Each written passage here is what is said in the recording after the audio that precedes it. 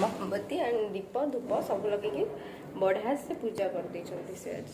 Actually Diwali मत बहुत ठंडा हो तो बाहर भी आम एमती दीप लगी चलते जी छात उपरको देखा किपर भाव में बाण फुटुची ई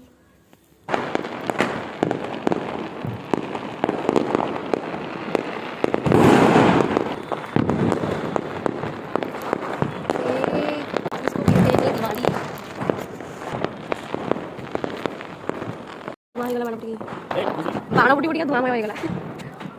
से दीप को तो दिवाली रे सबुआड़े तो लिचु निहाती भाव लगी एंड बाण एत जोर फुटुला जे सबुआड़े धुआं मो सहित तो बहुत जोर साउंड होता तो मुझे कहबी समस्त को निहाती भाव में सेफली बाण फुटातु एंड येस भावुची आमर जो बहुत साउंड वाला बाण न फुटेकी झुरु झुरी बाण फुटेले एंड बेसी भल लगे एंड येस जदि आपको भिडियो भल लगी निहाती भाव लाइक शेयर एंड सब्सक्राइब करदे।